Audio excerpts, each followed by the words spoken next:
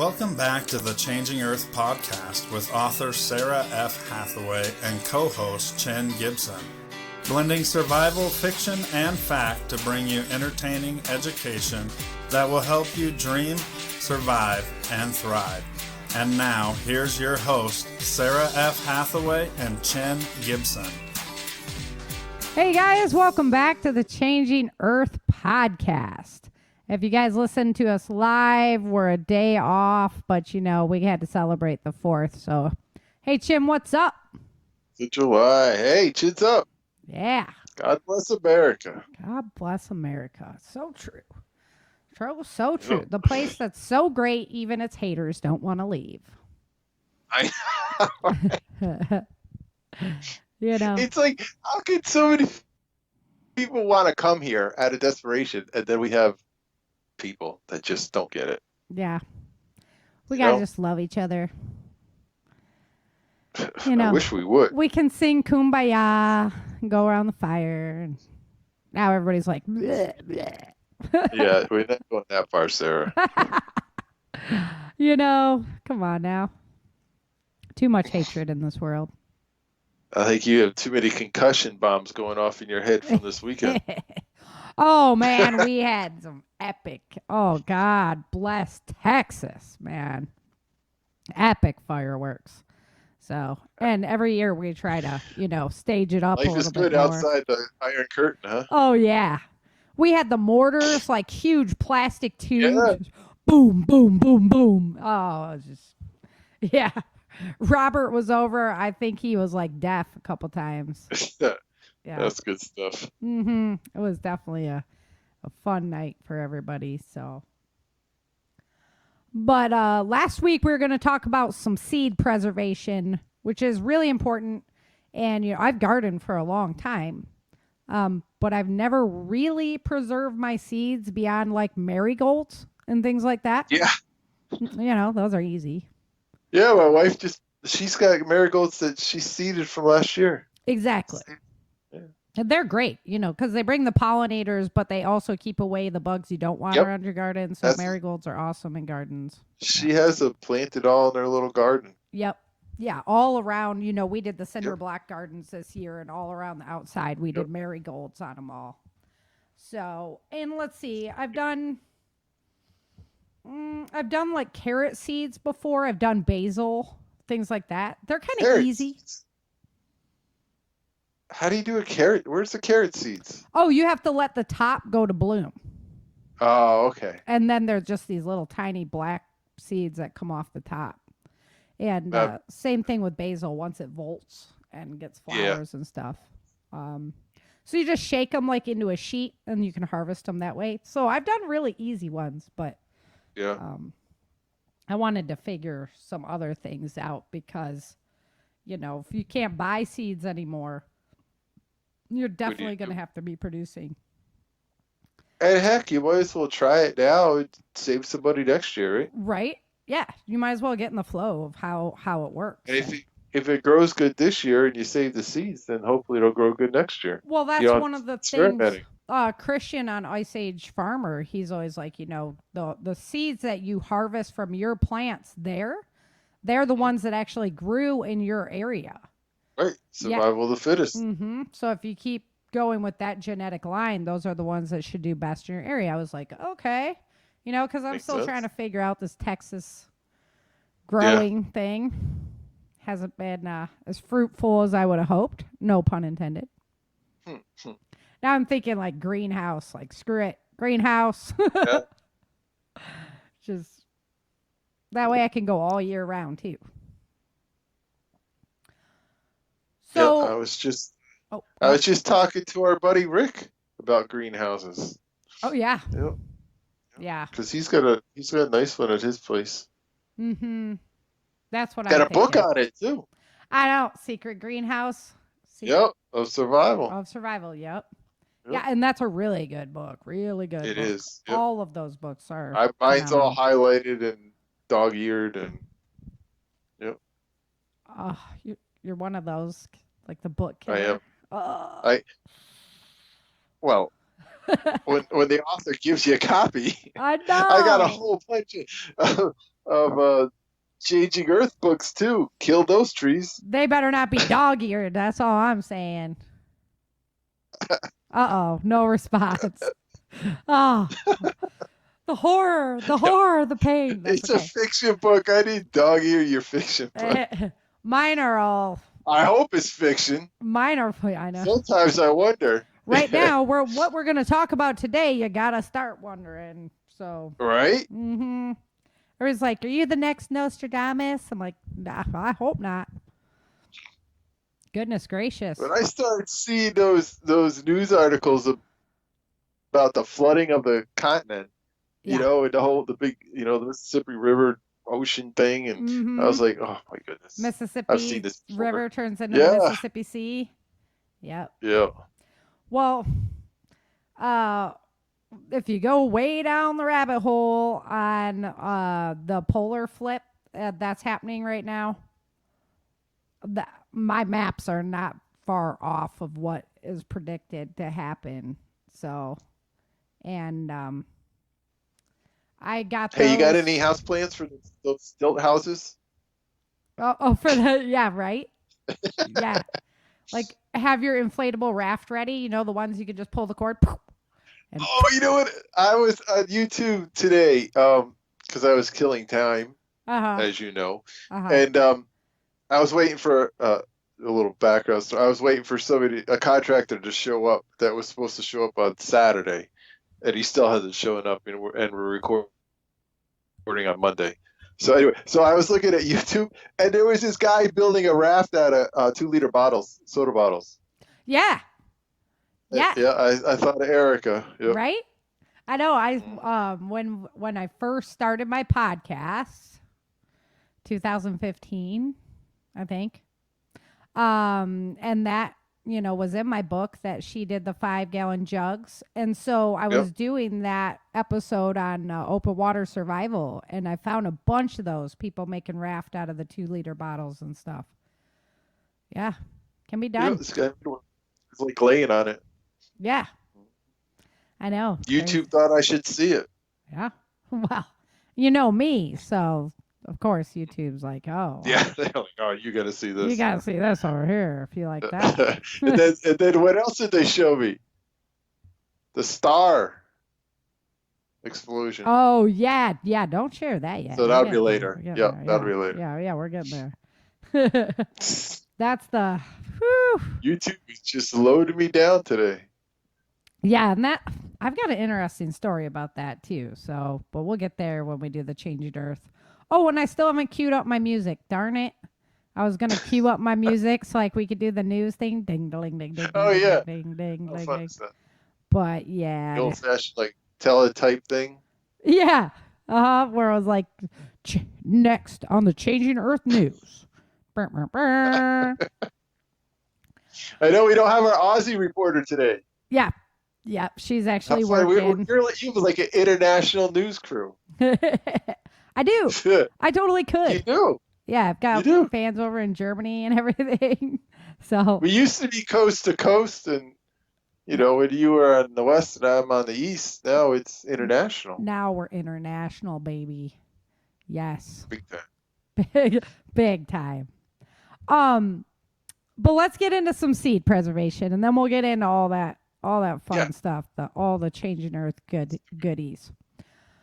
So when you're buying plants in the first place, it's very key that your plants are not, or they are heirlooms, or what else do they call it? That they're heirloom plants or open. Oh, where is it? Oh, come on. It's open. Yeah. Pollinated. I saw the. Yes, that's the word. Right? Open pollinated? Yep. Okay. Yeah. Open pollinated. I always buy the heirloom. So they should be heirloom or open pollinated. And it's just because the hybrid plants that you grow, they make seeds. They might not actually produce the same plant. Yeah. Kind of scary, right? It's kind of like a mule, right? Yeah. It's like mules. It's like a donkey and a horse, but you can't breed mules. Right. Exactly. So you might not end up with the same exact plant, and you wouldn't want that to happen. Yeah. And Yeah. so yeah, make sure they're heirloom or the open air. Yep. Improperly stored seeds, they're not going to germinate either. So storing them is just as important as harvesting them and making sure that you process it correctly to get a viable seed. Yeah. So just in general, because we're going to go through some specific types, but just in general, you should allow the seeds to mature on the plant. So once you start allowing fruit to start maturing on a plant, the plant's going to be triggered not to produce fruit anymore. So make sure you're either done with your harvest season or you take a couple plants, and those are the ones that you're going to use for seeds. Because the more you pick a plant, the more it'll produce. And then when you stop picking it, it's going to stop producing fruit. So make sure that you're done with the season by then, or you have those couple that are set aside. If you've read my books, like there's always special seeding rooms and seeding areas, and those plants are only grown for seed production, which is definitely something we'd have to do. Sprouts are great, but if you never allow any of them to come to seed, you don't have sprouts anymore. So right, because you need the seeds to start the sprouts. That's right. Yeah, you got to have the seeds to start the process all over again. So, so that's really important.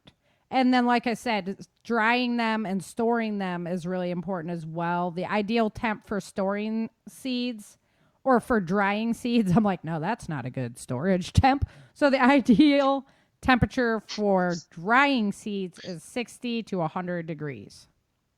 That'll get them dry. You can spread the seeds out on a parchment paper or even paper towel. But that's kind of interesting because that's also how I germinate seeds is on paper towel. But you got to keep moistening them. So if you're trying to dry them, obviously you wouldn't be moistening them. The area should be well ventilated. And then you're going to stir the seeds every day just to make sure like there's not some that are piled on each other or not getting one side drier than the other or that kind of thing. One tip, this all came out of epicgardening.com. It was a really cool article by Lauren Nielsen. And this was, I really liked this one above all the others that I read. It was kind of all inclusive. So the pro tip that she had was you can use air conditioning filters. Nice. Right? Put the seeds on one of the filters, sandwich the filters together, and then bungee cord those in front of a box fan. Yeah. And lay the box fan down like on bricks so that it has airflow underneath. And it will dry your seeds faster. And you can do it for little seeds. It'll only take like a day or two. And for large seeds, it's like 7 days. Yeah, because my thing was saying a week or two. Right? Yeah. So I was like, ooh, I've never tried the box fan. 1 to 3 weeks. Yeah, 1 to 3 weeks to dry. But if those box fans, the air conditioning thing. Yeah, you can buy those for like $20 at Walmart. They're super cheap. And then the air conditioner filters, you can get those at the grocery store. Yeah. I wouldn't use it doesn't matter what size, Yeah, exactly. So that was a really cool little tip to pick up. Yep. I like that. Storage containers. And you know what? I just had some odd shaped air conditioner filters that I just threw out because they didn't fit. I was cleaning out the garage. I know. It would have been perfect. We're daylight. See, we should have done it last week. Yeah, we should have done it last week because I might have. Darn it. Oh, well. Yeah. Yep. Like I say, I wouldn't use the used ones, so yucky. No. I'm all about recycling these days. I got my recycled chicken coop. So. It might grow in the dirt. Right? Yeah, seriously. Look, the Texas mold.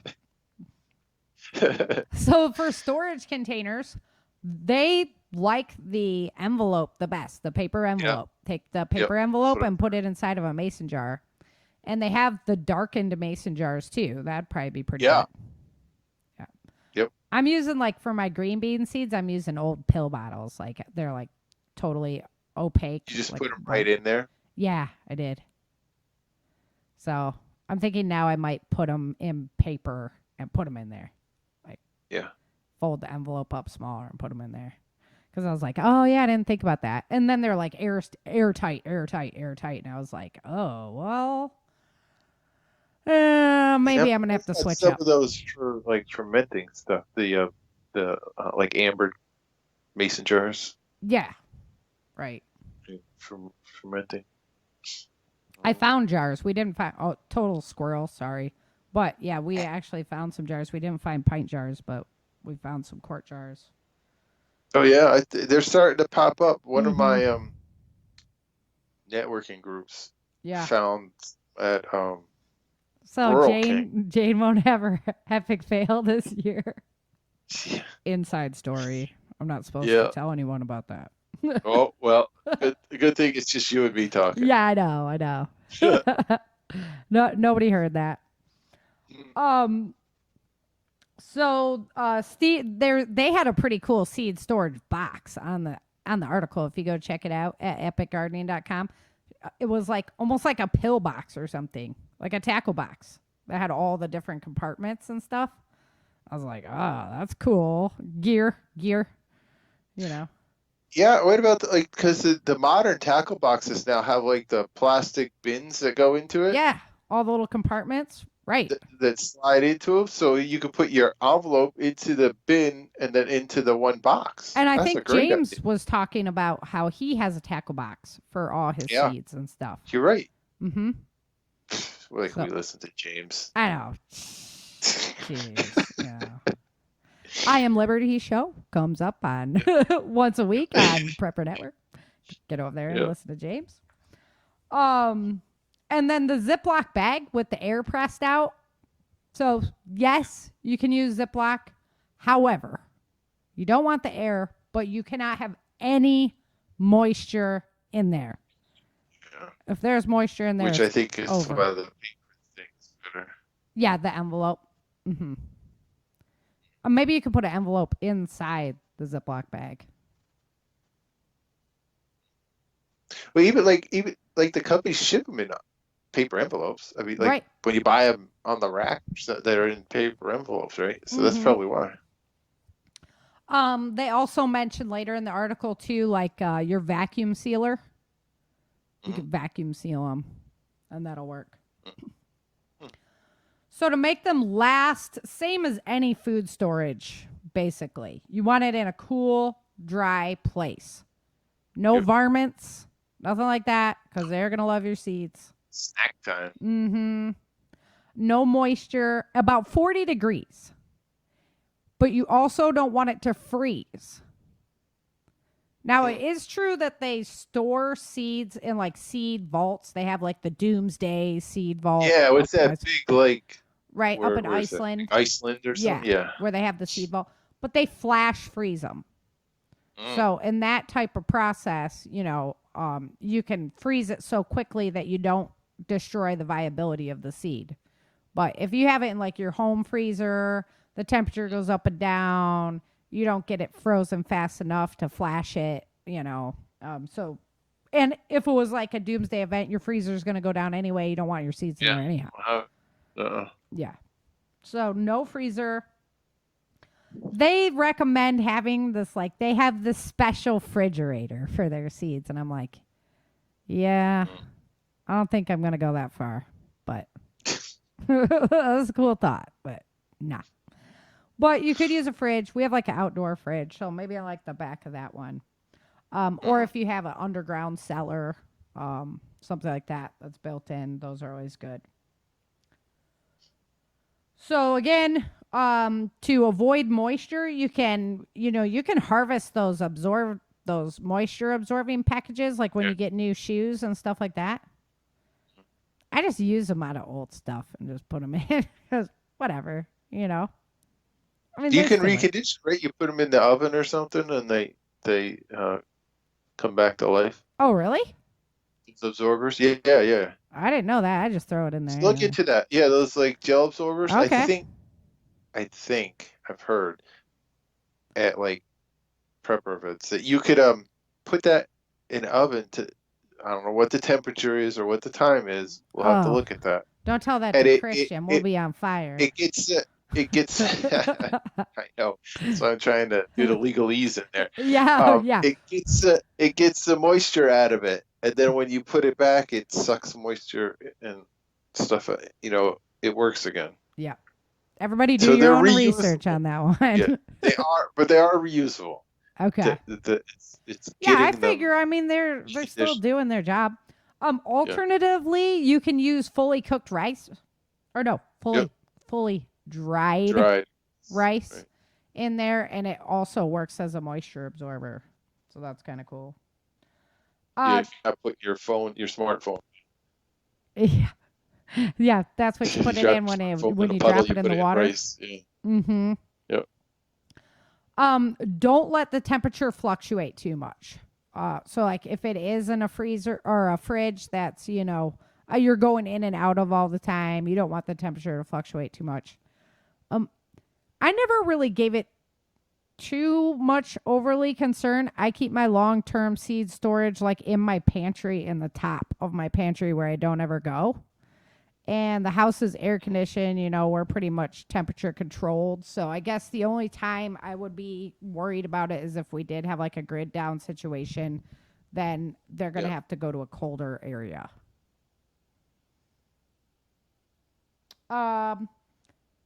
If you are, they said if you did freeze your seeds or like you keep them in the fridge, allow them to come back to temperature slowly. Like don't just take them right out and plant them. Which,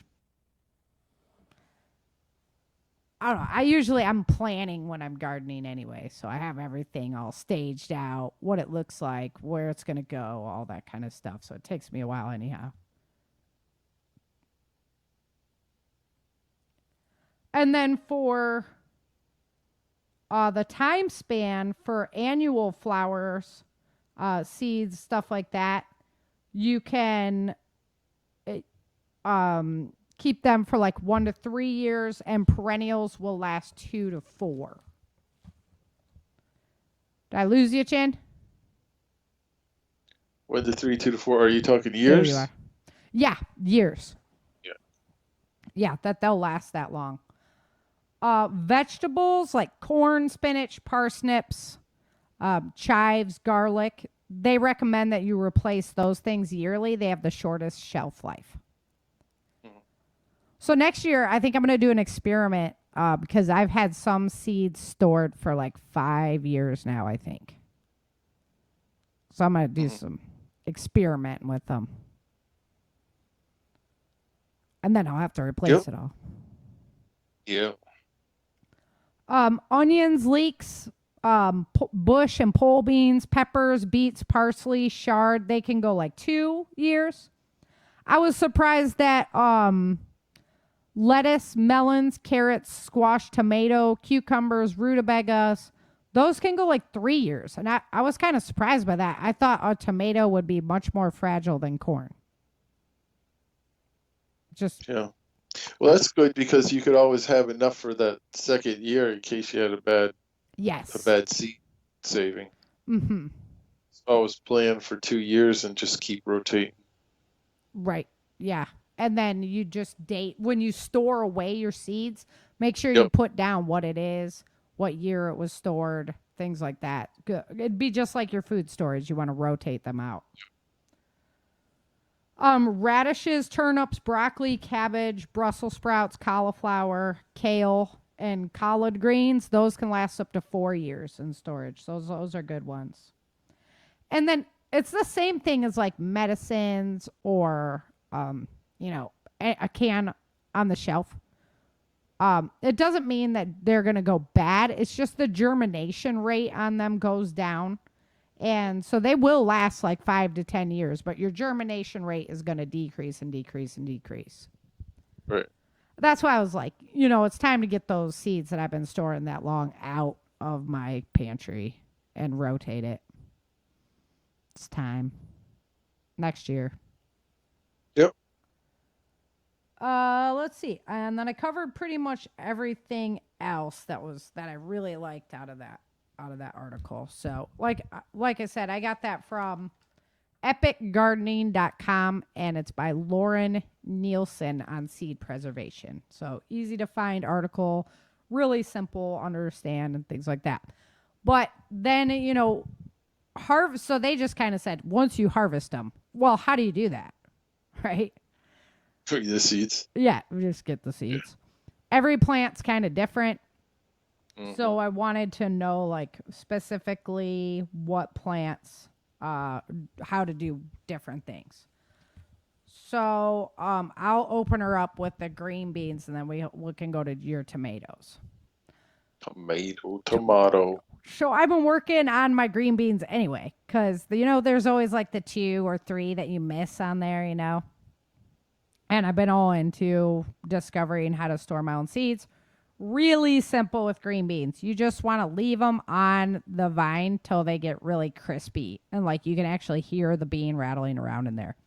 I've been doing it on the counter too. Like I picked some that were a little bit far gone, but it was too early for seeds. So I've been letting them dry on the counter, and it seems to work too. I don't know if that's going to affect them later. We are going to find out. You should mark them when you save them. Yeah. Yeah, right? Mark the counter versus the vine. Good call. Okay. Mm-hmm. Yeah, I can do that. Put it in the separate envelope. Different envelopes. Yep. Mm-hmm. Good call. So they, where did I grab this from? Just so you guys know, thespruce.com. And they said, once you have all these bunch of beans that are just the pods and they're just all crispy, put them all in a pillow sack. And then you can just wham that thing around, which is awesome because me, anytime I get to like beat on stuff, like, yes. Good job for the kids. Yeah, just have fun. They can literally step on it if they wanted to. That was like another method, was stepping on it. But that way it breaks apart all the shells and the beans will just fall out. And then you can easily harvest the beans away from the material. So my scale is so small, I'm just busting them open myself, But after that, that's it. You just store those suckers after that. So that's easy. Right? I was like, okay, beans all day long. They grow. They grow Fun everywhere. What's that?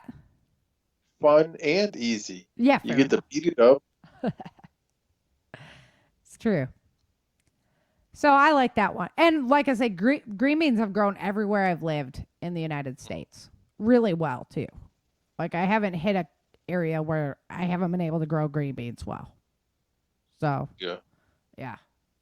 I guess, I don't know, maybe Arizona, but I don't know. I don't live in Arizona. If you live in Arizona, let me know how green beans grow there. Yeah. I do have a buddy there, but I've never talked to him about green beans. So, all right, tomatoes. How are we doing it, Chan? Because I've heard different things, like taking a slice of it and then drying the slice. I've heard all kinds of different stuff. So I've heard actually taking a slice and planting it too. Right? Yeah, taking the slice and planting it. Slice, and they'll start growing. So you make a bunch of slices, put them in the ground, and they start growing. But how would you preserve them if you were going to like save them for next year? It's a way to get a lot more tomatoes, right? Yeah. So if you got some seeds and you plant them, and don't take all the tomatoes and eat them, slice some.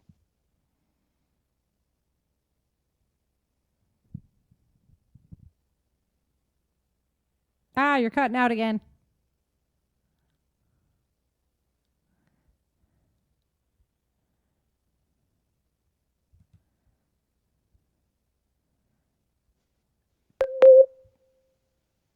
Uh-oh. We may have lost Chin, folks. I got you. I'm back. Oh, there you are. I'm back. All right. The spy satellite just went overhead. Yeah, it was all boop. We heard it. Boop, boop.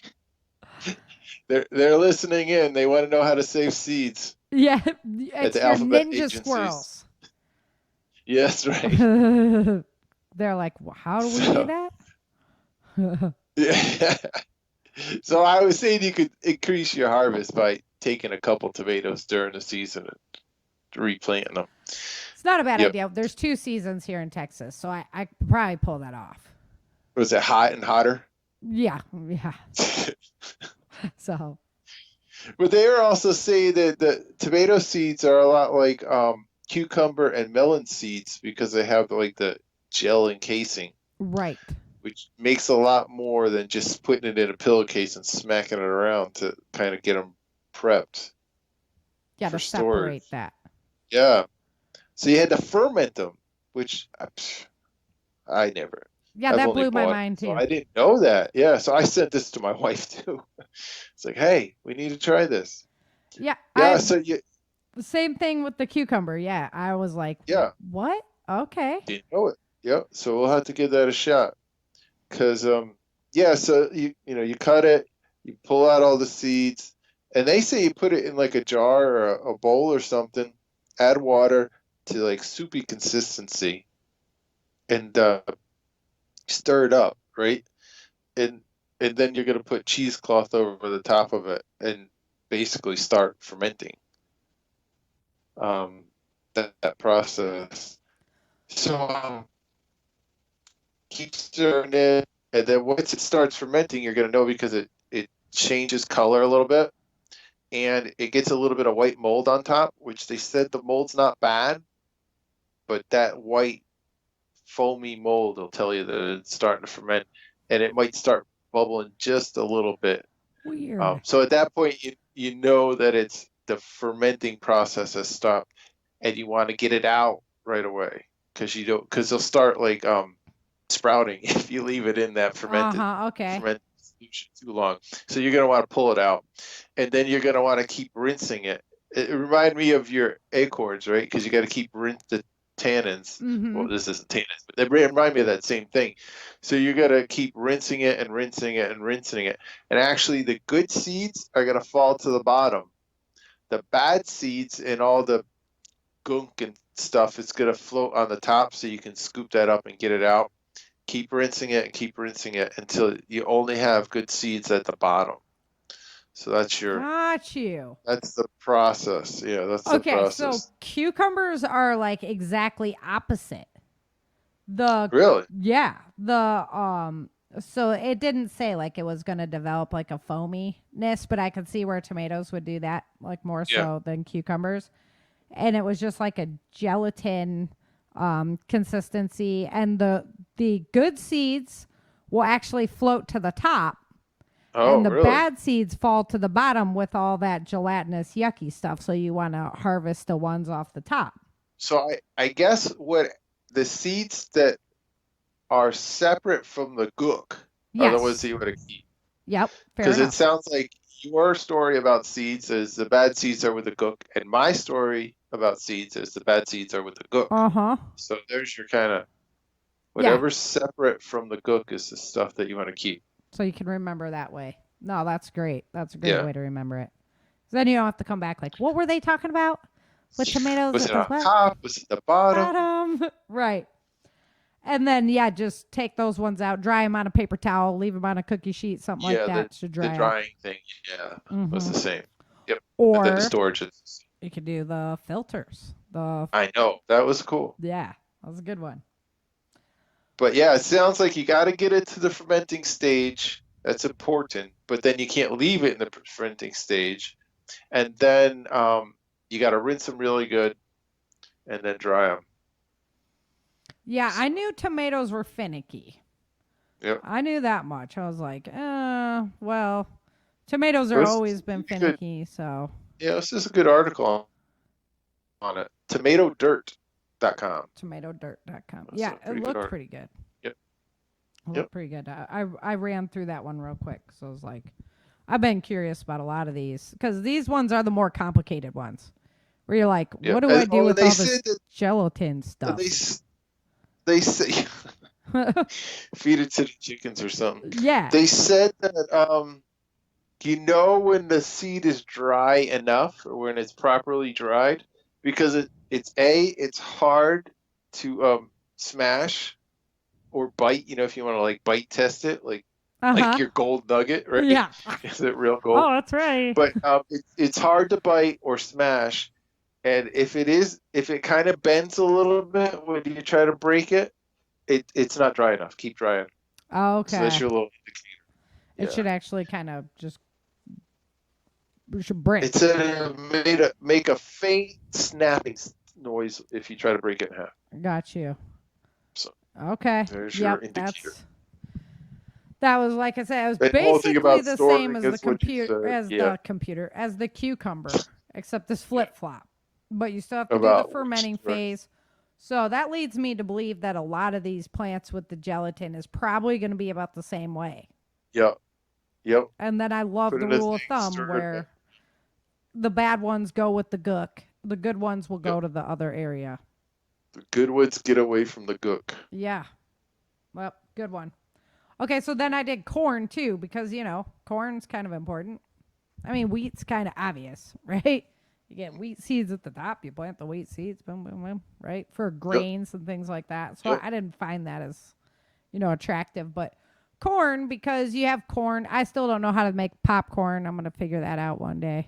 But that's neither here nor there. So, corn, you do not want any hybrid plants again. And it's really important in corn because there's so many hybrids. Most of them are hybrids nowadays. So you need like an heirloom type of corn plant to be able to grow it and regrow it. I used to have a Native American teacher who had had access to a native seed bank from the native plants. And I was like, it's good stuff. I should have got some corn from him. Yeah. But basically with corn, you're just going to leave a couple of your choice ears on the stalk. Don't pick them all. And then you pick them off before the first hard frost. So just let them go on the stalk. Let them just kind of dry out and start deteriorating there. And then you pick them before the first hard frost and peel those husks back. And then you can tie the husks back. And you always see like a little artsy, fartsy things that are the dried corn, right? Like at Thanksgiving time. Yeah. Well, that's because if you peel the husks back and tie them back and hang them that way, it's the best way to keep your corn away from like varmints and things like that. Oh, yeah. Because you have to leave it that way for like 2 months. So you need it to be drying out in a good area that's cool. It's airy. There's like an airflow in there, not real stagnant and things like that. And then after that 2 months, you can inspect it. You remove one of the kernels and you hit it with a hammer. And if it shatters, then it's ready to go. And at that point, you can pull off the husks, and then the kernels should just fall off real easy after that. And that's what you use for your seeds in the next year. Nice. Yeah. I was like, okay, well, that's pretty easy. A lot easier tomatoes. A lot easier than even like canning corn and harvesting the corn and making it useful, because they make all kinds of things for like taking the kernel off the corn. I haven't found one that I liked. I think they all suck. So the knife is the way to go. Like, just cut it off. It's so much easier. But they make all kinds of fancy things. Yeah. And then you have to pressure can corn. Trust me on this one. You have to pressure can corn. Store it? To store it, yeah. We did it with hot water bath one year and go out to the storage and our cans were just bubbling, dude. Our jars were just bubbling. I was like, uh-oh. Too much sugar in it to not do a pressure can on it. Mm-hmm. So what I did was I pulled all that and I dried it out on cookie sheets for animal feed. Yeah. Fed it to the pigs. It sucked. It was a lot of work and a lot of harvest. Yeah. But live and learn. That's why we're doing it now. And I guess that's why cornmeal is so prevalent, because if you didn't have like a pressure canner and jars and things like that, your best way to preserve it would be to grind it when it's dry. Need to get some big stone wheels. Yeah, and a mule. And a mule. There's your mule again. Yep. Or like the show. The kids. You could like dangle their iPad in front of them. Because it ain't going to work. And watch them try and chase it around, and they'll just grind it for you. Oh, these kids. I'm telling you. I think that's our biggest pandemic right now is the electronics, honestly. I don't know how this generation's going to turn out because too much electronics. All right, let's jump off that squirrel and get into some Changing Earth news. Dun, dun, dun, dun, dun, ding, ding, ding, ding. Boots on the ground. So one interesting thing that happened right after our podcast kind of last week was that the most massive tornado ever recorded in the Czech Republic hit the Czech Republic. So that was kind of odd, to say the least. Let's see, other strange things that happened last week. We had earthquakes in Baltimore. That was also odd. Not unheard of, but just odd. You know, just mark it up as like another odd 2021 occurrence. More noctilucent clouds, and I've seen a couple different scientists weighing in on why we're having these noctilucent clouds so far south. Basically, I'm leaning towards more of the opinion that it's because of like the supercharged atmosphere because of the magnetic stuff that's happening. You know, because otherwise it's got to be like extreme cold dipping down, and it could be, but you know, so do your own research. There's been a lot of these noctilucent clouds. They don't usually come down this far south, and they have been repeatedly. Our agricultural prices all still look like the Loch Ness Monster. Everything, it's so true. All the charts are just like, boom. I mean, it's spiking out of control. Oh, we talked last week about the ethanol that they, you know, took the mandate off of the corn. So much of the harvest had to go to ethanol production. Yeah. And Brazil the world was kind of hoping that Brazil could take up some of the slack this year since the bread baskets have been kind of pummeled the last couple of years. And they're tanking. They're in a huge drought. They have boats that are laden with products stuck in rivers now because that's how they transport it. And there's not enough water in the river to even move it. Yeah. They need a mule. Yeah, right? A lot of their hydroelectric facilities are going offline. It's really not good as far as that goes. So, local food production. I talked about this almost all weekend because I had some friends from the city out, and I was like, man, some positive movements have to be made in the cities. Like, positive steps have to start happening in the cities to bring local food production back to the cities. Yeah. Because we can see it. We know it's right there on the horizon. And you can't just sit stagnant and hope that everything just works itself out. Like, eventually, as a people, we have to take responsibility for ourselves. And, you know, they're like, oh, we'll plant trees in the city to make sure that we're fighting greenhouse gases or whatever. Well, that's great. Plant fruit trees. Yeah. Yeah. You know? Exactly. Now you're feeding people. You're feeding homeless. Start going with the, you know, instead of a flower bed, make it an edible flower bed. Yep. Product. It's so easy to grow product, and we could be doing it everywhere, and we're just not. So I don't. Yeah, and the same like suburbia too. Like the front yard shouldn't be just meticulously mowed grass. You know. Right. Yeah. That's all available space for growing, and for being able to. So we can choose scenarios when we see something coming and we see it on the horizon. We can choose scenarios. We can choose nobody's going to have food and we're going to be fighting each other to the death for it. Or we can choose to come together as a community and start laying down some groundwork to figure this out. And I think it's time that we start coming together as a community. But there's so much fighting going on right now over everything that will we get there? I don't know. I'm hopeful. I'm really hopeful. Yep. So there we still have just crazy temperatures going on across the world. And a rare frost swept the UK in June. Coldest going back to 1659. Okay.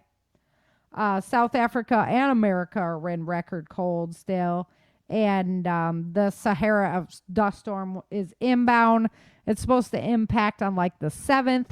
And we have that hurricane right out. And Elsa is right out in front of it. It's a lot of magnetic energy flying across the planet. So that was helpful to build that, to build Elsa up. But from what I've heard, she's piddling out. Yeah. So yeah, I've been watching her. I'm like, she needs to just piddle out. Chill out. Yeah, because it was supposed to come right up through your area. It was going to turn and shoot up to you. So I was like, whew. Sorry, Chin. Yeah. You're more ready for that stuff than I am. Tropical something by the time it hits us. Yeah, exactly. Exactly. Yeah. So I've been watching CME activity pretty much all week because there was a big potential CME maker kind of going across the sun, and it just really didn't do anything. We had a new coronal hole open up, and then lo and behold, Chin hits me up this morning. Because what happened? Yeah. I'm like, dude, I didn't watch for one day. For some holiday. Yeah, one day. And what happens? Telling you. So the sun said, "Here, hold my beer." Exactly. And that was an X-class I know. CME that came out. A huge one. Yeah. But what that really shows me is like all the channels that I watch for this kind of stuff and all the news that we get for this kind of stuff, like nobody was really reporting on that to happen in that area. So it can just happen out of the blue. We were lucky because it was like up on the top, so it was on the top and out to the right. It was like 3 months ahead of where we are now. It's like it blasted out like 3 months ahead of us, basically. Yeah, and then it ducked behind the sun, like it's been. Yeah, and now it's turning backwards, right? Yeah, but that's what I'm saying. Like there was no that wasn't even the one we were watching for activity. It just blam out of nowhere. So, I mean, it could happen just that quickly, which is kind of crazy. And then, oddly enough, we had there was a 6.0 earthquake in Chile right about the same time. And they're watching that area for future activity. It has a lot to do with the coronal holes. It affects our magnetic energy on our planet, causes a lot of those earthquakes. So we have eyes open still on that, because that was just kind of an out of the blue one too. So was that eyes open, no fear? Eyes open, no fear. Yep. Yeah, Ben over at Suspicious Observers. So, Dutch didn't come out with an earthquake report yet. So, because it's been kind of quiet, honestly, which was nice. I mean, my notes are actually pretty small for last week. So it was kind of a little lull and everything. And then as of yesterday morning, just blam. I brought you some crazy to talk about. Yeah, exactly. It's like, here you go. You need something? So, yeah, that happened. And so now we'll just kind of see how things play out for the rest of the year as far as, the food supply goes. It's a major problem on our horizon that I don't think it's been going on for a while. Yeah, years. Like I said, when we started talking about this a couple years ago, and I was reading USDA, and they were like, "Oh, as long as next year's good, we're gonna be okay," kind of thing. Well, then the next year came and it sucked, and now you just don't hear anything. Droughts all over the world. There's been animal sicknesses. There's been people sicknesses or whatever. Yeah. So there's thing up top of thing on top of thing. I mean, supply chain breakdown. Yeah, yeah. Oh, and then just droughts and just crazy growing weather. So everybody's kind of off. Yeah. And that's a recipe for bad things. So that's why it was really important that I'm just trying to encourage. I wish I knew more people like in the interior city that cared more about being prepared, that it wasn't just country people, because I was reading some in the local paper where they were some teenager got like youngest teenager to get an award for having like an inner city garden. Yes. So that's pretty cool. Yeah, that's what Yeah, so that's good that they're kind of like get more people and inner city people involved in it. If I had the resources to make a big, big difference in this world, that's the first place I'd start, because it's all problems that could be so easily avoided. And it does more than just feed people. It feeds their mind and their soul. Yeah, and makes you understand and have that connection with the planet, that relationship with your food, to understand, how it's growing, how to preserve your seeds. And I always feel better when I'm in more plants than cement, Right. So. Yeah, I have a hard time with the city. Just the noise and the dirt and but some other people, they don't understand how I could live where I live, right? So everybody's got their cup of tea, and that's fine. And not everybody wants to be a gardener, and I totally get that. But on the same note, we have to have enough of the people in those areas that are making the movement towards it to help save those areas, because we need to have those local food supplies to feed people if stuff does go wrong, if those supply chains do fail. I just think sometimes chores that involve dirt and shovels and stuff really help your mental mindset. Mm-hmm. Good old Charles Ingle, work it out, right? That's right. You got the extra energy, work it out. Yeah, that's right. Yep. And I totally do that with my kids. Yep. And they love it. And like today. Yeah, Christian's out at the garden. He's like, Mom, we got this ready, that ready. Ooh, this is looking good. Da, da, da. I'm like, yes. He's really into it. So good stuff. Mm-hmm. And that's so much better than a tablet or something like that. Yeah. So. And I tell you, the food out of the garden, your garden, is so much better than the crap that you buy at the grocery store. Every time. I have no idea how. Tomatoes are awesome. I know. They taste so stinking good. I had one. It wasn't even like perfectly ripe yet, but it's still way better than anything you're going to buy in the store. Heck, it's just like, I don't know, water. Yeah. And stuff. It's horrible. I hate tomatoes at a store. In order for it to travel, they have to pick it when it's not ripe, in order for it to travel that far. It can't ripen on the vine, or else it would be overripe by the time it got to you. Yeah. So, yeah, they're picking it a lot greener. My wife's having a good tomato year this year. Oh, man, I'm jealous. So jealous, because I really needed to can some tomatoes this year. Really needed to. That's why I'm like, well, this year stumble with the tomatoes. And Denise that comes on the show all the time, she's like, it's too hot in Texas for gardening. And I'm like, come on, there's people all around here that do it. I just have to figure out the key, right?